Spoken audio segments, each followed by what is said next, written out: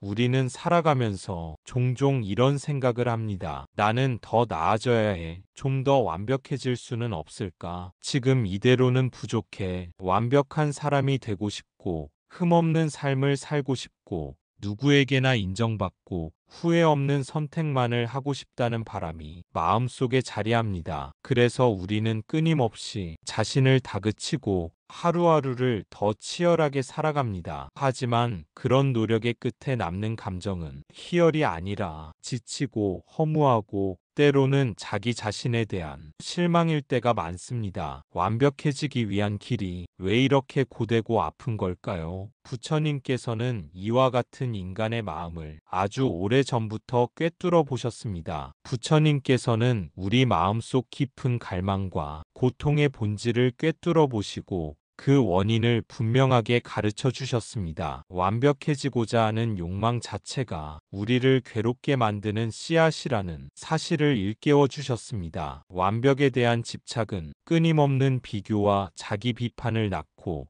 결국 우리 마음을 더욱 불안하게 만듭니다. 이 집착 때문에 우리는 현재의 자신을 온전히 받아들이지 못하고 끊임없이 부족함만을 바라보게 되는 것입니다. 그렇기에 부처님은 완전함을 향한 맹목적인 추구 대신 있는 그대로를 바라보고 받아들이는 지혜를 가르치셨습니다. 우리 삶은 늘 변화하고 흠결이 있으며 그 자체로 완전하지 않습니다. 그러나 그 불완전함 속에서 우리는 성장할 수 있으며 그 자체가 아름다운 진리임을 알게 됩니다. 완벽해지려 애쓸수록 마음은 더욱 무거워지고 결국에는 지쳐 쓰러지기 쉽습니다. 반면 있는 그대로의 자신을 받아들이는 순간 마음은 평화로워지고 삶의 무게가 한결 가벼워집니다. 부처님의 가르침은 우리에게 완벽하지 않은 자신을 비난하지 말고 지금 이 순간의 나를 사랑하며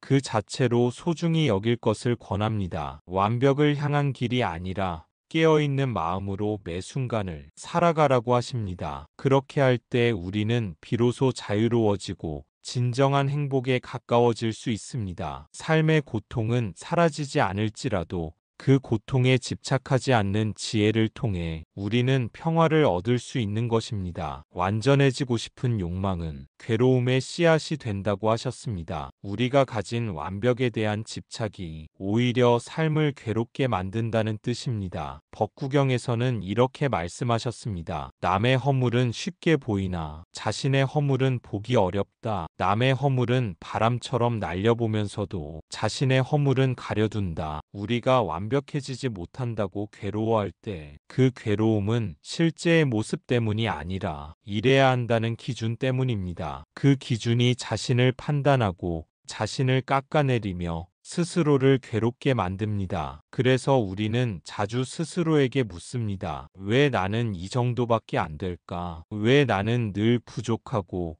남들처럼 완벽하지 못할까? 하지만 그런 물음은 마음을 성장시키기보다는 더 깊은 자기 비판으로 끌고 갑니다. 완벽을 향한 갈망은 겉으로는 향상심처럼 보일 수 있지만 그 속에는 자기 존재에 대한 불신이 숨어 있습니다. 지금 이 순간의 나를 인정하지 못하는 마음. 그 마음이야말로 괴로움의 근원입니다. 부처님께서는 괴로움의 실체를 명확히 밝혀주셨습니다. 고통은 삶에 존재하지만 그 고통을 일으키는 뿌리는 집착이라고 하셨습니다. 집착이란 이래야 한다, 저래야 한다는 강박적인 기준을 고집하는 마음입니다. 우리는 자신의 부족함을 채워야 할 결함으로 보지만 부처님의 눈에는 그 부족함조차도 자각의 길이 되고 수행의 자리가 됩니다. 어느 것도 버릴 필요가 없습니다. 지금의 나 있는 그대로의 나를 알아차릴 때 비로소 괴로움은 줄어들고 마음은 고요해지기 시작합니다. 완벽을 향해 나아가기보다 지금 이 자리에서 깨어나는 것, 그것이 진정한 수행의 시작입니다. 부처님께서는 말씀하십니다. 삶이란 애초에 완벽하지 않다고, 모든 것은 무상하며 생겨나는 것은 언젠가 반드시 사라지기 마련입니다. 반야신경에서는 이렇게 말씀하셨습니다. 색은 곧 공이며 공은 곧 색이다. 지금 내가 겪는 불완전함,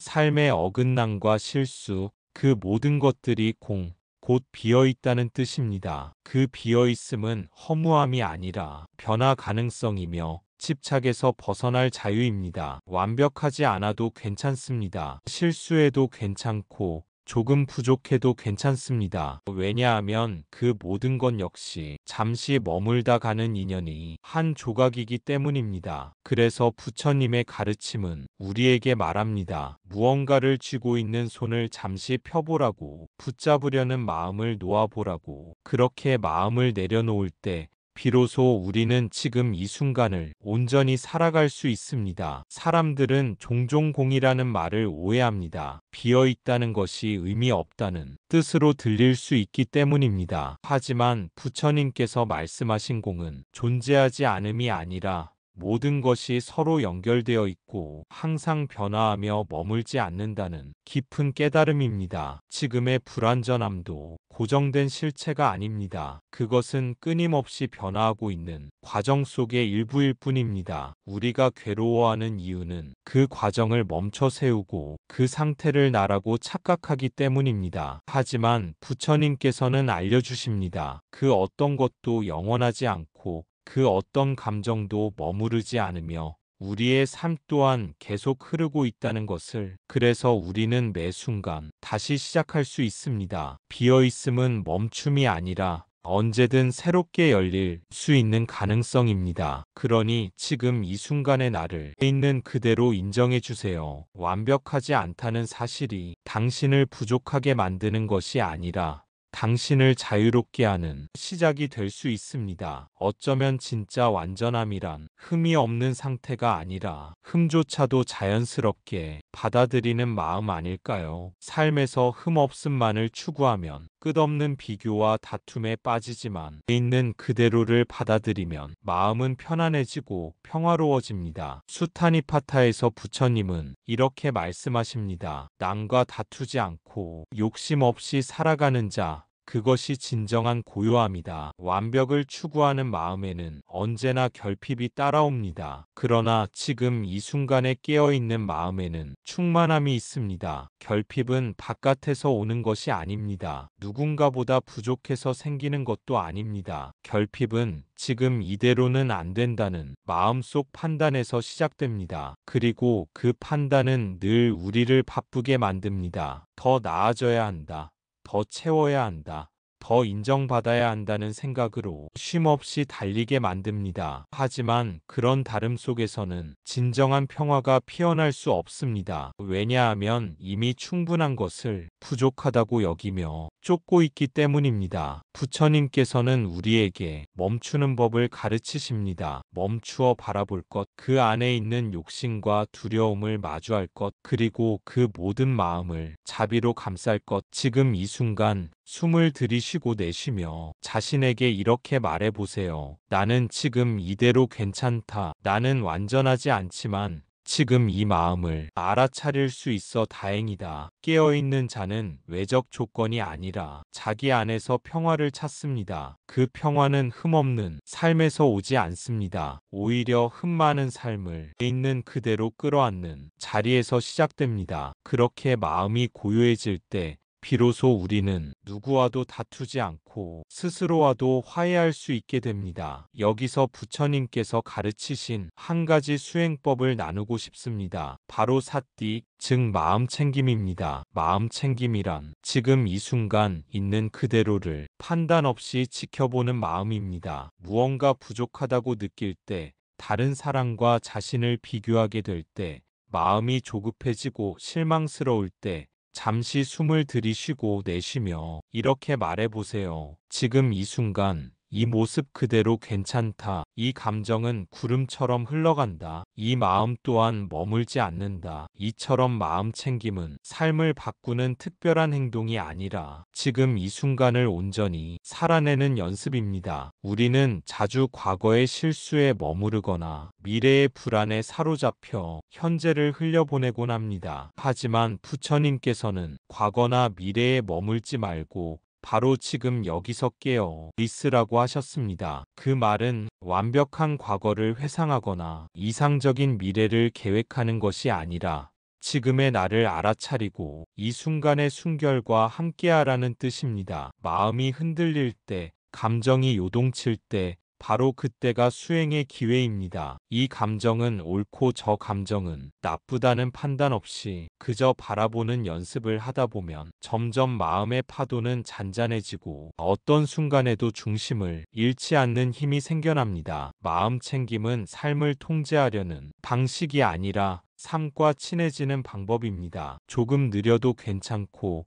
가끔 멈춰서도 괜찮습니다. 오히려 그 멈춤 속에서 당신은 진짜 자신과 만날 수 있습니다. 삶이 늘 평탄하지 않아도 그 순간을 바라보는 당신의 마음이 따뜻하고 고요하다면 그것이 바로 수행의 열매입니다. 마음 챙김은 우리 안에 완벽을 강요하던 내면의 목소리를 조용히 가라앉혀 줍니다. 비로소 우리는 있는 그대로의 자신을 바라볼 수 있게 됩니다. 어느 누구도 처음부터 완벽한 존재로 태어난 사람은 없습니다. 부처님조차도 수없는 고행과 깨달음의 과정을 통해 마침내 자신이 아니라 고요한 마음을 택하신 분입니다. 그래서 부처님의 삶은 결국 완벽을 이루려는 여정이 아니라 완벽하지 않은 삶을 깊이 껴안고 그 안에서 깨어나는 여정이었습니다. 그분은 스스로도 왕자의 자리와 풍요로운 삶을 뒤로한 채